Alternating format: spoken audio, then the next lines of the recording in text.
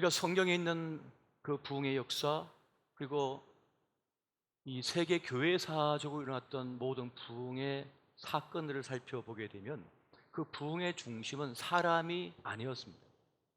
사람이 의도한 것이 아니라 모든 것은 하나님께서 의도하시고 하나님 중심으로 이루어졌던 그러한 의외의 사건들이 부흥의 역사를 가져왔다는 것입니다. 하나님의 의지, 하나님의 열심이 이루어낸 사건이라는 것입니다. 이사야 37장 32절 말씀 보면 이렇게 말씀합니다. 이는 남은 자가 예루살렘에서 나오며 피하는 자가 시온산에서 나올 것임이라. 만군의 여호와의 열심이 이를 이루시리이다. 여호와의 열심이 이루는 사건이라는 것이 바로 성경의 가르침이 된다는 것입니다. 리바이벌이라고 하는 이 부흥이라고 하는 이 말의 사전적 의미는 뭡니까? 쇠퇴하였던 것이 다시 회복되는 것, 다시 살아나는 것, 그것을 바로 부흥이라 말을 합니다. 회복이요 소생이다, 그것을 바로 부흥이라 말하는 것입니다. 라틴어인 레비 비스코라고 하는 이 말은 생명을 되찾다, 부활하다라고 하는 뜻을 또한 가지고 있는 것을 보게 됩니다. 구약의 시브리어 그 단어인 이 하야, 이 부흥을 뜻하는 하야라고 하는 말의 뜻도 생명을 되찾다, 살아나다라고 하는 뜻을 가지고 있다는 것입니다. 그러니까 부흥은 생명을 되찾는 것, 다시 살아나는 것을 말한다는 것입니다. 그렇게 볼 때 오늘 우리가 읽은 본문의 말씀, 이 구원의 사건은 결국 부흥의 사건이라는 것입니다. 영적 부흥의 사건이 가장 악랄한 도시, 참혹한 도시, 이 아수르의 수인 니느웨에서 일어나게 되었습니다. 니느웨에 일어난 부흥의 스토리가 바로 오늘 본문의 말씀이 되어지겠습니다. 죄의 악으로 인하여 하나님께서는 니느웨를 심판하고자 하시지만 그 니느웨에 극적으로 개입하셔서 그들을 살려내시고자 하는 뜻을 가지십니다. 그렇게 일어난 사건이 바로 이 니느웨의 부흥의 사건이 되겠습니다. 오늘 선교학자는 오늘 본문에 등장하고 있는 이 니느웨에서 일어난 부흥은 지금까지도 없었고 앞으로도 없을 것이다 라고까지 단언할 정도로 특별한 사건이 됩니다. 이것은 강권적인 하나님의 역사라고 말할 수밖에 없는 사건이라는 것입니다. 이것은 일부 계층이나 어떤 지역이 아니라 전 국가적이고 민족적으로 일어난 부흥의 사건이기 때문에 그렇습니다. 그것은 단번에 일어난 사건이라는 것입니다. 그곳엔 믿는 자가 없는 도시였어요. 그건 어떤 복음이 전해진 적도 없는 도시였습니다. 하나님을 믿는 유대 민족을 가장 악랄하게 괴롭혔던 아수르의 도시가, 수도가 바로 니느웨란 말입니다. 그래서 요나는 그곳에 가서 40일 후에 멸망한다는 그 말을 전하라고 했을 때 요나는 싫었어요. 우리 민족을 그렇게 괴롭혔던 그 나라에 가서 무슨 복음을 전한단 말인가. 그리고 구원을 싫어했기 때문에 배를 엉뚱하게 타고 다른 곳으로 가버립니다. 요즘 말로 하면 다른 비행기 타고 그냥 다른 곳으로 가버리는 거예요. 그런데 풍랑이 일어 물고기 뱃속에 들어가게 되고 나중에는 니느웨 성 그 곁에 있는 해변가에 토해내게 돼서 그곳에 떨고 놓습니다. 하나님께서. 그러니까 하나님의 뜻은 변개치 아니하시고 그 일을 반드시 이룬다는 것을 여기서 보여주고 있는 것입니다. 그래도 요나는 싫었습니다. 그 아주 투박한 말로 그 큰 도시를 그냥 하루길만 지나가면서 뭐로 가냐면 40일 지나면 이곳이 멸망한다, 이 말만 하고 그냥 지나가 버리는 거예요. 얼마나 이 무심한 말이고 이 투박한 전도자의 말입니까? 그럼에도 불구하고 그곳에 놀라운 역사, 부흥의 역사가 일어났다는 것을 지금 말씀해 주고 있습니다. 우리가 성경을 보게 되면 이 부흥의 사건, 부흥의 큰 역사에는 중요한 조건들이, 어떤 부흥의 요소가 있는 것을 발견하게 됩니다. 그 첫 번째는 무엇인가 하면 한 사람의 순종이라고 하는 것입니다. 한 사람의 순종이 있을 때라야 그 부흥의 큰 역사가 일어나게 된다는 것이에요. 하나님께서는 별로 마음도 없는 한 사람 요나를 통하여 그 일을 이루고자 원하십니다. 민족의 부흥이나 그 지역의 부흥이나 한 가정의 부흥을 위해서는 하나님께서 많은 사람을 동원하시지 않습니다. 한 사람 내지 몇 사람이면 되는 겁니다. 우리 주님께서도 굳이 12명의 제자를 통하여 그 일을 이루고자 하셨잖아요. 큰 사람, 큰 많은 인원도 별로 필요치 않는 그 모습을 보게 됩니다. 이방인을 위한 그릇이라 말했던 사도 바울도 그 한 사람을 통하여 그 위대한 일들을 이루어 나가셨던 거예요.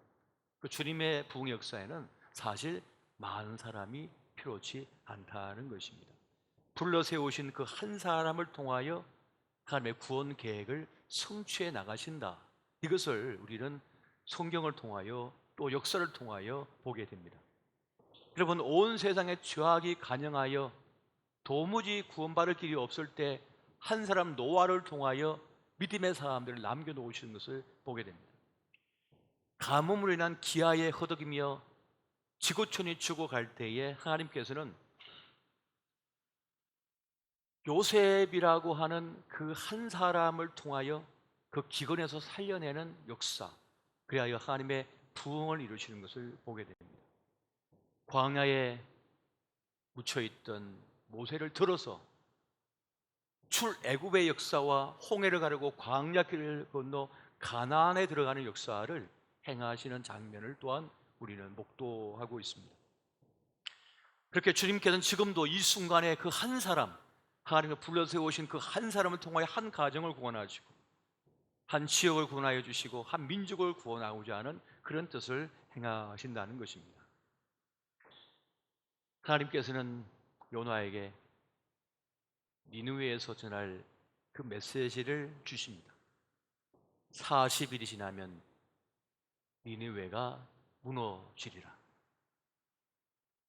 어떤 건물을 세웠던, 어떤 업적을 세웠던, 어떤 꿈을 가졌던, 어떤 계획을 갖고 있던 다 무너진다는 겁니다. 무시무시한 것입니다. 평생을 공부한 것도 아무 소용이 없다는 것입니다. 평생 쌓아놓은 재산도 아무 소용이 없다는 것입니다. 금지 오겨 키워놓은 자식도 필요 없다는 것입니다. 군대도 소용없다는 것입니다. 어떤 것도 소용없이 다 무너질 것이다 라고 말씀하시는 거예요. 이 메시지는 전하는 자나 듣는 자가 부담스럽기 그지없습니다. 좋은 말로 해야지, 착한 말로 해야지. 근데 이 말에는 다른 말이 없어요. 그냥 40일이면 망한다, 이 메시지만 전하라고 주님께서 말씀을 하십니다. 여러분, 부흥은 어디서 오는 것입니까? 하나님의 열심에서 오는 것입니다. 부흥은 어디서 시작되는 것입니까? 한 사람의 순종에서 시작되어지는 것입니다. 그것이 불편한 순종이라 할지라도, 억지 순종이라 할지라도 그 순종의 역사가 나타나게 된다는 것이에요. 여러분, 부흥의 원리이자 본질적인 요소는 무엇인가 하면 전하는 자가 하나님의 말씀을 그대로 전해야 된다는 거예요. 있는 그대로 전할 때라야 그 역사가 일어난다는 것입니다. 여러분, 에스겔 선지자가 해골 골짜기에서 해골 가득한 그 무덤, 산 전체가 그 무덤인 그 골짜기에서 하나님의 말씀을 태어납니다. 그 말씀을 태어나자 그 마른 뼈들이 다시 살아나는 역사가 일어나는 것을 말씀해 주고 있습니다. 에스겔 37장 5절부터 10절까지의 말씀을 우리 같이 한번 한 절씩 보시고 10절 한번 같이 보겠습니다.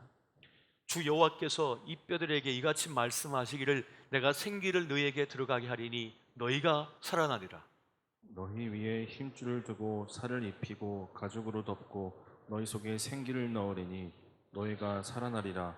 또 내가 여호와인 줄 너희가 알리라 하셨다 하라. 이에 내가 명령을 따라 대언하니 대언할 때에 소리가 나고 움직이며 이 뼈 저 뼈가 들어맞아 뼈들이 서로 연결되더라. 내가 또 보니 그 뼈에 힘줄이 생기고 살이 오르며 그 그 위에 가죽이 덮이나 그 속에 생기는 없더라. 또 내게 이르시되 인자야 너는 생기를 향하여 태어나라.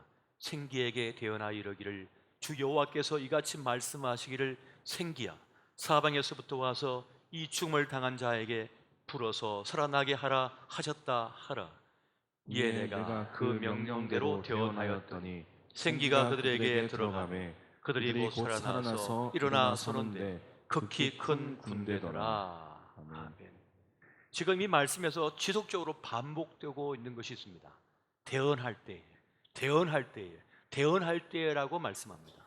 하나님의 말씀을 그대로 대언했을 때에 마른 뼈와 같은 인생들이 그 민족이 다시 살아날 것이다, 회복될 것이다 라고 하는 것을 지금 말씀해 주고 있는 것입니다. 이것이 하나님의 부흥의 단초요, 부흥의 요소라고 하는 사실을 우리는 발견할 수 있게 되어집니다. 그런데 여기서 또 놀라운 역사가 있습니다. 그것은 바로 들려지는 역사가 있다는 사실입니다.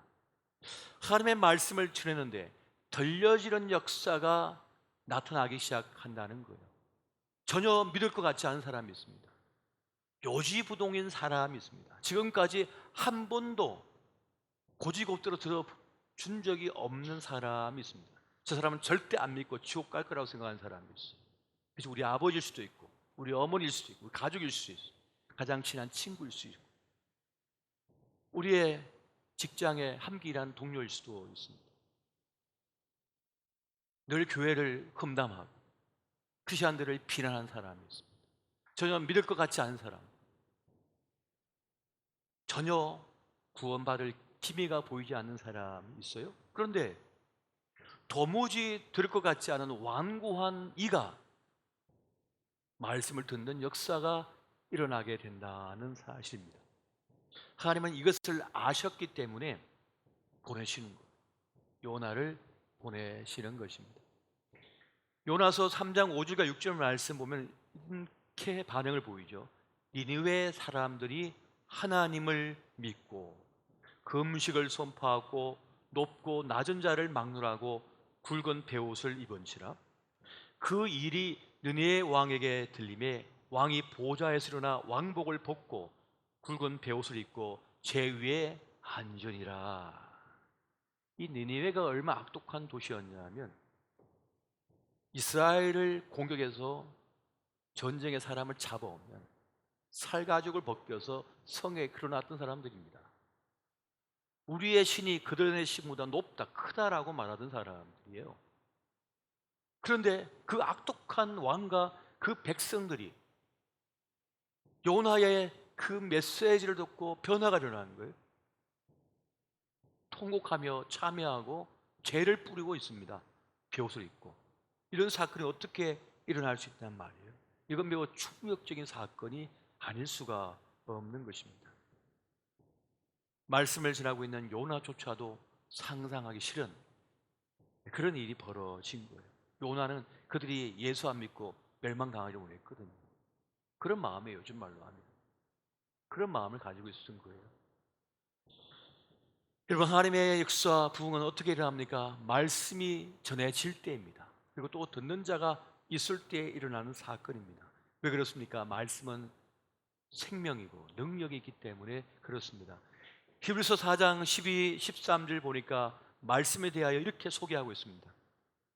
하나님의 말씀은 살아있고 활력이 있어 좌우의 날선 어떤 것보다도 예리하여 혼과 영과 및 관절과 골수를 찔러 쪼개기까지 하며 또 마음의 생각과 뜻을 판단하나니 지으신 것이 하나도 그 앞에 나타나지 않음이 없고 우리의 결산을 받으실 이에 눈앞에 만물이 벌거벗은 것 같이 드러나느니라. 그 말씀을 제대로 받는 순간 자기의 현실을 깨닫게 된다는 거예요. 제가 자신이 가지고 있는 모든 것이 아무것도 아닌 천둥 벌거숭이라고 생각하게 돼요. 전쟁터에 벌거숭이로 던져진 것 같은 자신을 느끼기 시작해요. 내가 아무것도 아니구나. 나는 그저 하나의 미물처럼 끝날 수 있는 존재구나 하는 것을 깨닫기 시작하면서 하나님의 구원을 생각하게 된다는 것입니다. 생각이 바뀌어지는 거예요. 그동안 그가 믿었던 철학이 깨져버리는 거예요. 그의 사상이 무너져 버리는 거예요. 그가 든든하다고 여겼던 것이 인생 지진을 만나서 지각 변동이 일어나는 것입니다. 여러분, 지진이 뭡니까? 절대 흔들리지 말아야 될 것이 흔들리는 것이 지진이에요. 터가 그냥 흔들려 버리는 거죠. 그런 경험을 말씀을 통하여 하게 된다는 것입니다. 그렇게 하나님의 부흥은 말씀이 들려질 때 일어나는 사건이라는 것입니다. 그래서 여러분, 오늘 우리도 부흥을 꿈꾸고 기대한다면 이사야 55장 3절 말씀처럼 너는 귀를 기울이고 내게 나와 들으라, 그리하면 너희 영혼이 살리라 하는 말씀처럼 말씀을 들어야 할 줄 여러분 믿으시기 바랍니다. 말씀을 읽고 들을 때에 역사가 일어나게 되는 것입니다. 또 한 가지 중요한 부흥의 요소가 있습니다. 그것은 바로 회개의 기도라고 하는 사실입니다. 여러분, 말씀은 우리를 수술합니다. 말씀을 우리를 깨트립니다. 그리고 우리의 눈을 열어서 죄를 깨닫게 합니다. 말씀이 성령의 역사 가운데 우리에게 임하게 되면 자기 죄를 깨닫게 돼요. 오래전 잊고 있었던 죄가 기억납니다. 그리고 자기의 숨통을 죄고 있는 죄가 뭔지를 깨닫게 합니다. 나같이 깨끗한 사람 이 세상에 있나? 나같이 법 잘 지킨 사람 세상에 있나? 하는데 내 안에, 우리 가정에 넘실거리고 있는 죄를 깨닫게 된다는 사실입니다. 내 자녀의 죄를 깨닫게 되는 거예요. 우리 집안의 죄를 깨닫게 되는 거예요. 내 젊은 날에, 내 인생 속에, 지금도 내 속에 있는 죄를 깨닫게 된다는 사실입니다. 죄를 드러내는 거예요. 죄를 깨닫게 하는 거예요. 그래서 말씀을 들을 때는 두 가지 반응을 보이죠. 그 말씀에 앞에 자복하여 엎드린 자가 있는 반면에 대적하는 자가 있는 거예요. 대적하면 끝나는 것이고 엎드리면 사는데, 오늘 이 니느웨 사람들은 그 말씀이 주어졌을 때 자복하며 회개하고 참여하는 모습을 보이고 있습니다. 요나서 3장 8절에서 10절 말씀 보니까 이렇게 말씀하죠. 사람이든지 짐승이든지 다 굵은 베옷을 입을 것이요 힘써 하나님께 부르짖을 것이며 각기 악한 길과 손으로 행한 강포에서 떠날 것이라. 하나님의 뜻을 돌이키시고 그 진노를 그치사 우리가 멸망하지 않게 하시리라. 그렇지 않을 줄을 누가 알겠느냐 한지라. 하나님이 그들이 행한 것 곧 그 악한 길에서 돌이켜 떠난 것을 보시고 하나님의 뜻을 돌이키사 그들에게 내리리라고 말씀하신 재앙을 내리지 아니하시니라. 광야에 외치는 자의 소리, 세례 요한이 회개하라 천국이 가까웠느니라 라고 외쳤을 때 사람들은 그 메시지에 인생 지진을 만난 듯 흔들리면서 그 광야로 나옵니다. 그리고 그 세례 요한 앞에 엎드려 자복하고 회개의 세례를 받는 장면을 보게 됩니다. 여러분, 이러한 사건이 왜 일어납니까? 왜 부흥의 사건이 필요한 것입니까? 또 주어지는 겁니까? 오직 한 가지, 하나님께서 우리를 긍휼히 여기시기 때문에, 불쌍히 여기시기 때문에 그러합니다. 에스겔 18장 23절 보니까 주 여호와의 말씀입니다. 내가 어찌 악인이 죽는 것을 조금인들 기뻐하랴. 그가 돌이켜 그 길에서 떠나 사는 것을 어찌 기뻐하지 아니하겠느냐. 죄인이라 할지라도 그 죄로 인하여 멸망당하는 것을 주님께서는 기뻐하지 않으시기 때문에 그들에게 기회를 주셨다는 것을 말씀해 주고 있는 것입니다. 마틴 로이드 존스 목사가 그런 말을 하죠. 부흥이란 영광 가운데 계시는 하나님의 얼굴을 구하는 것이고 그분께 돌아가는 것이며 그분께 기도하는 것이다 라고 말씀하고 있습니다. 다시 그분께 돌아가 회복되어진 역사가 바로 부흥의 역사라고 하는 사실이죠. 여러분, 중보 기도의 핵심이 무엇인지 아십니까? 중보 기도의 핵심은 회개 기도라고 하는 사실입니다. 중보 기도는 회개 기도입니다. 무슨 말씀이냐? 누군가 지은 죄를 위하여 회개하는 사건이 바로 중보 기도인 것입니다. 아브라함이, 모세가, 바울이, 예수님께서 자기 민족의 죄를 짊어지고 나아가 기도하는 거예요. 이게 바로 중보 기도라고 하는 것입니다. 하나님께서 이스라엘 백성의 그 반역과 끝없는 도발 속에 이들 다 진멸하고 너 모세를 통하여 새로운 민족을 만들겠다라고 했을 때 뛰쳐나가 차라리 저를 죽여주십시오. 이들을 없애시건 저를 생명책에서 지워주십시오 하면서 그들의 죄를 중보하며 나갑니다. 누군가를 위하여 대신 회개 기도하는 것이 바로 중보 기도라고 하는 것입니다. 남의 죄를 봤을 때 사람은 두 가지 반응을 보입니다. 먼저는 그를 정죄하는 기도를 하게 돼요. 바리새인의 기도이죠. 오 하나님, 저는 저 세리와 같지 않습니다 하면서 그를 정죄하는 기도를 해요. 이런 모습을 보이는 기도가 있어요. 또 어떤 이는 있습니다. 어떤 이의 기도했습니까? 예수님과 같이 그들의 죄를 나의 죄로 여기고 민족의 죄를 나의 죄로 여기고 십자가에 오르듯 그렇게 주님 앞에 나아가 기도하는 기도, 중보 기도. 바로 그것이 회개 기도인 것이죠. 자식들이 지은 죄로 멸망할 것 같으니까 그 죄를 대신 짊어지고 주님 앞에 나아가 그 회개 기도하는 것이 뭡니까? 자식들을 위한 중보 기도인 거예요. 그 회개 기도가 부흥을 일으키게 되는 거예요. 다시 하나님께 돌아오게 만들고 하나님의 은혜를 회복하는 사건이 바로 부흥의 사건인데, 바로 그 영적 부흥의 사건은 바로 그 회개 기도를 통하여 일어나는 것입니다. 그렇게 한 사람의 순종으로, 그리고 말씀이 들려질 때, 그리고 회개 기도 가운데 이 부흥의 사건이 일어나게 된다는 것입니다. 그럼 부흥의 결과는 뭡니까? 우리의 영혼 구원뿐만 아니라 하나님의 은혜를 회복하는 것이요, 절인 치유가 일어나게 되는 사건인 것입니다. 말라기 4장 2절 말씀 보니까 내 이름을 경외하는 너희에게는 공의로운 해가 떠올라서 치료하는 광선을 비추리니 너희가 나가서 외양간에서 나온 송아지같이 뛰리라.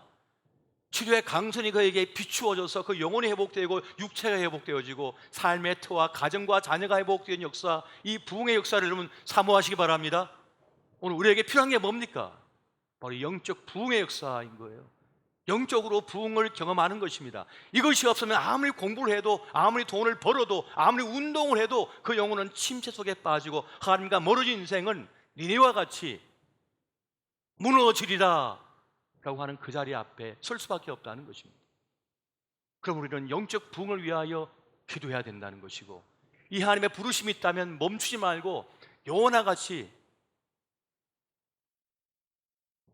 합당하지 않는 모습이라 할지라도 억지로라도 그 말씀에 순종하여 하나님 말씀을 전하고 함께 그 부흥을 위하여 기도할 때 하나님의 놀라우신 역사가 함께할 줄 믿으시기 바랍니다. 여러분 보십시오. 이 메마른 대지에 이곳저곳에 메말라서 불꽃이 튀어가지고 이곳저곳 산불이 나서 그동안 우리가 세워놓았던 재산이 한순간에 타버리지 않습니까?